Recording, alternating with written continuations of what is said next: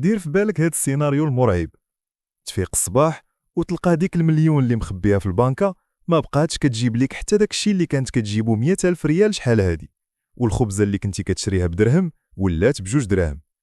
واش فلوسك اللي ضربتي عليهم تمارة غادي ينفعوك ديك الساعة؟ لا طبعا.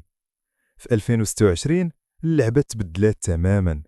التضخم ماشي غير كلمة في التلفازة، هذا راه واقع كنعيشوه في جيوبنا كل نهار. والسؤال اللي كيحير كاع المغاربة دابا هو: واش نلوح فلوسي في الحجر ونعنس هاني، ولا نشري الذهب ونخبيه للزمان؟ ولكن واش كاين شي فخ مخبي ما بين السطور؟ واش الذهب اللي كيوصل لأثمنة خيالية هو الحل، ولا العقار اللي كيقولوا عليه الهمزة هو اللي غيصنع ثروتك؟ السلام عليكم ورحمة الله، أنا محمد آمين، وهذه قناة ترند فلوس دايركت.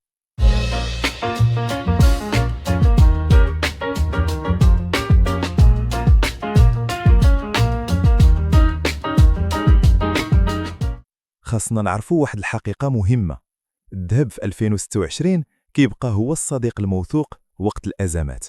في المغرب كنشوفوا ارتفاعات تاريخية خلات كاع التوقعات القديمة تطيح في الماء. الميزة الكبيرة في الذهب هي السيولة، يعني إلا احتاجيتي الفلوس اليوم كتهز ذهبك وتبيعه في البلاصة وكتاخد كاش. ولكن رد بالك، الذهب ما كيولدش الفلوس، هو كيبقى جامد، غير كيحافظ لك على قيمة الرزق. يعني إلا عندك ميزانية على قد الحال، الذهب هو أحسن بداية ليك باش تجمع رأس المال. دابا نتحولوا للعقار أو ماكينة الفلوس كيف كنسميها. مع الاستعدادات الكبيرة لكأس العالم 2030، المدن الكبرى بحال طنجة، كازا ومراكش كتعيش واحد النهضة حقيقية. الميزة الكبيرة هنا هي الكرا. العقار كيجيب لك الصرف كل شهر، وقيمته كتزاد مع الوقت بسرعة أكبر من التضخم. ولكن العقار ثقيل في الحركة، إلا احتاجيتي فلوسك غدا ما يمكنش تبيع شقة في 24 ساعة، وزيدون خاصك ميزانية كبيرة باش تحط رجلك في هاد الدومين. إذن أشنا هي الخلاصة؟ واشنو المعمول في هاد الروينة؟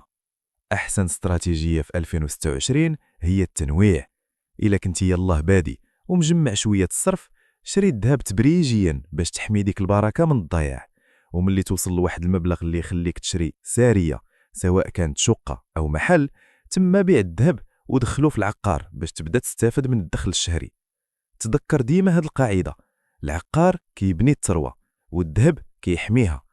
الذهب والعقار بجوجهم زوينين، ولكن اللي خايب بزاف هو تخلي فلوسك في البنكة كياكلهم التضخم والزمان. إلا عجبكم هاد التحليل وبغيتوني ندير فيديو خاص على أحسن المدن المغربية اللي فيها الهمزة في العقار حاليا، خليوا لي كلمة موافق في التعاليق، وما تنساش دير جيم وبارطاجي الفيديو مع صاحبك اللي كيخسر فلوسه في القهاوي، وقول ليه فيق لراسك. تهلاو في فليساتكم، ونشوفكم في الفيديو الجاي. تبارك الله عليكم.